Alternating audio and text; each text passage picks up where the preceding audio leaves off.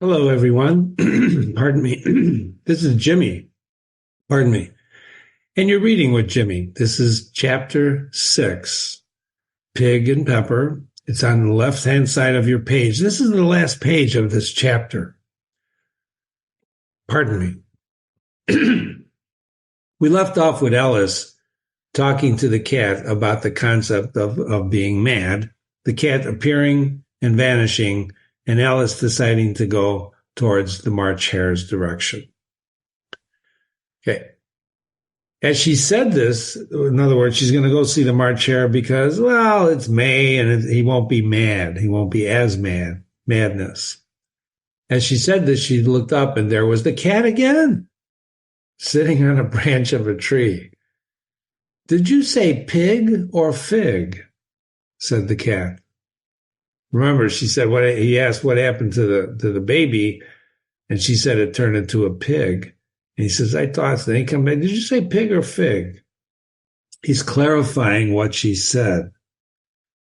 This is an interesting concept because maybe he himself saw the Duchess holding a baby because he asked what happened to the baby. So maybe he too perceived a baby.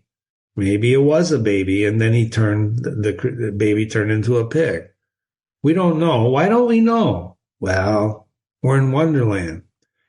Keep that thought in mind, because this book is about how you and I and everyone listening is really, we're citizens of Wonderland. We are in fact in Wonderland, aren't we? Think about that. This is very important. And so the answer to the question is, I said pig, replied Alice, and I wish you wouldn't keep appearing and vanishing so suddenly. You make one giddy. There's the word one again. She's being very polite, very formal. She doesn't say, you make me giddy. You make me quite giddy, which would take on a different tone. Remember, words mean things. The way you talk, the way you listen, the way people talk. Sometimes people today don't use the formal language. One doesn't think about these things, does one? You don't think about these things, do you? See, there's a very, very, very big difference in the way that is. And that's the way it is with the English language. And I want to call your attention to that with Alice. She's a very polite girl, very polite. She's got manners. And she's in a wonderland where people throw things at people. Really, she's experiencing violence. Anyway, she's saying to the cat, "Well, all right," said the cat, and this time it vanished quite slowly. It takes its time. It doesn't want to upset her too much, right? It want to make her giddy. So he vanished slowly, beginning with the end of the tail and ending with the grin, which remained for some time after the rest of it had gone. The grin. The grin. Remember, cats don't grin. This cat does grin. Alice, well, I've often seen a cat without a grin, thought Alice, but a grin without a cat. It's the most curious thing I ever saw in my life. I would agree with that. If I saw a grin without a cat, if I saw a grin without a human being, I would say it's a very curious thing. She doesn't say it's frightening. She says it's curious. Curiosity killed the cat. You remember that? Well, it's good to be curious. Not too curious, or maybe too curious. We'll talk about that. So Alice hadn't gone far before she came inside of the house of the March Hare. She comes inside of the hare, and she thought it must be the right house because chimneys were shaped like ears, and the roof was thatched with fur.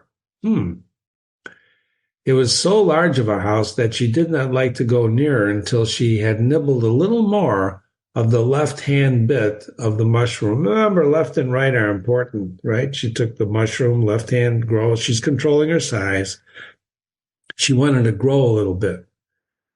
Because the house is a big house, she's still small, and she raised herself to about 2 feet high. Alice is now 2 feet high. Even then, she walked up slowly rather timidly, not like the other house that she was at. Remember that? She burst in. She's saying to herself, well, suppose it should be raving mad.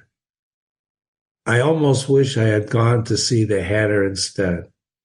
This is very important. She's going to the house, ending the chapter 6. She said, well, I chose that because it'd be more interesting, but now she's having second thoughts. Just write that down, second thoughts. You have second thoughts. Second thoughts. Do you have second thoughts? One of the rules Jimmy has of life, I'll share it with you now, is once you begin a gesture, it's fatal not to carry it through. I want you to write that down. Once you begin a gesture, it's fatal not to carry it through. So therefore, be careful of the gestures you begin. Think about that. There's nothing wrong with having second thoughts. There's nothing wrong with doubting yourself. There's nothing wrong with thinking things through. There's nothing wrong with any of that stuff. What's important, however, is to understand gestures, and when you decide something and you make a decision, carry it through. Don't second guess yourself. That's why it's important. Ask anybody who builds a database, they'll tell you that building a database, the hardest part of building a database is in the beginning when you're building a structure. You screw up the structure, you screw up the database, and you might not find it out for months later, and then you got to go back to square one. So she's here at the March Hare's house. It looks like a March Hare's house. She doesn't know, but she's now thinking to herself, what if he's raving mad? And I almost wish I'd gone to see the Hatter. Those are going to be profound words, because remember what the cat told her. If you weren't mad, you wouldn't be here, and everybody here is mad. Well, we're going to find that out, because look at the title. I'm going to let you peek of the next chapter. A Mad Tea Party. What is madness? Well, the cat defined it as doing something different than everyone else. He defined it as the dog. We defined it in the last time as being a little deranged, insane, or mad, or angry, or whatever.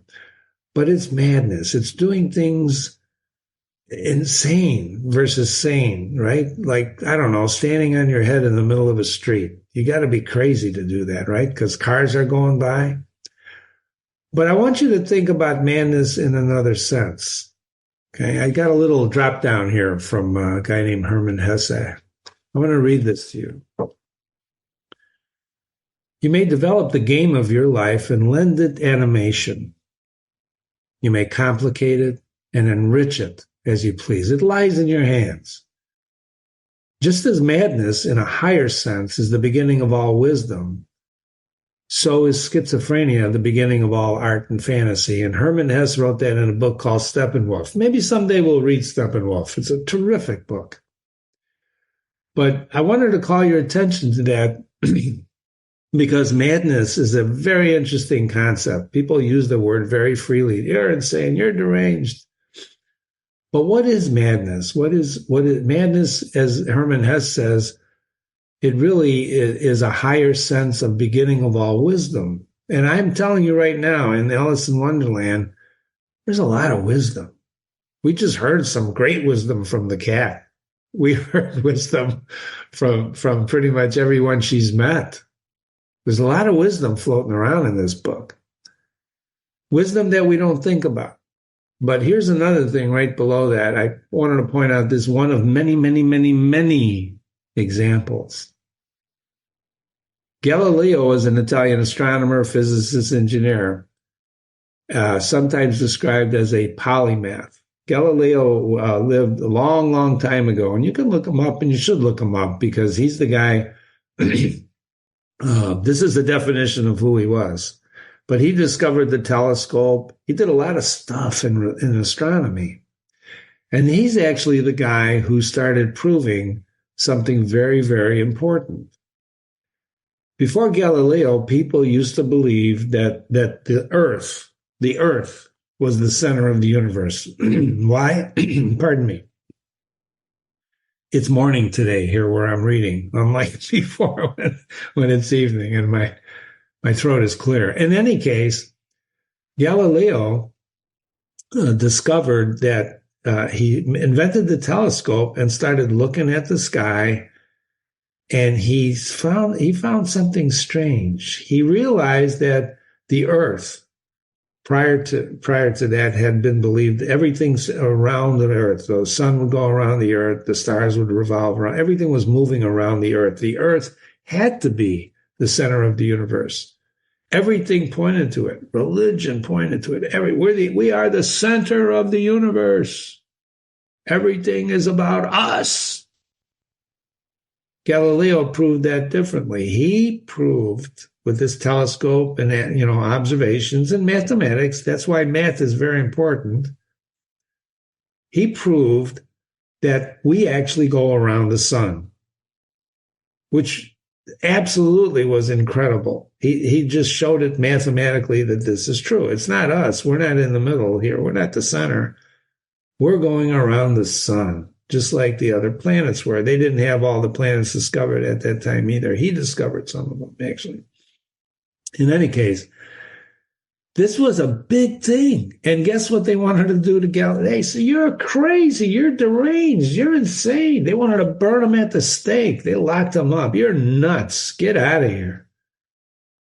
That's what we're talking about. That's the type of madness we're talking about. It's madness is sometimes anything that doesn't agree with your particular set of coordinates. It's just strange. Why would you do that? The ancient Spartans would punish people for stealing, not because they stole, when they were training, because they were a very military-based type of civilization, but they would punish the person for being caught. They punished them not because the person stole, but because he got caught. When I first read that as a young man, I thought, that's crazy. But I think I understand the concept. Because if you're training to be a rough and tumble warrior, and you're trained and you got to go out and you're fighting and you got to steal food and you get caught, they punish you, right? Not for stealing, which I was brought up to thought was bad, and it is bad. Stealing is never good. It depends on your belief system, right? But you have to be able to argue both sides of it. And that's really the point here, ladies and gentlemen. You have to be able to see both sides. Before you start calling people nuts and deranged, you have to be able to understand the coordinates they're coming from, just like you do with Alice, just like in this case with the cat, where he's talking about madness. And that's especially important in the next chapter.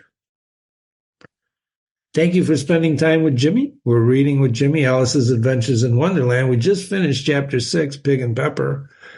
Hope you enjoyed it. I certainly did. See you for chapter 7, The Mad Tea Party. Thanks for coming. Jimmy at readingwithjimmy.com. Jimmy at readingwithjimmy.com. That's my email. Thank you very much. Have a great day.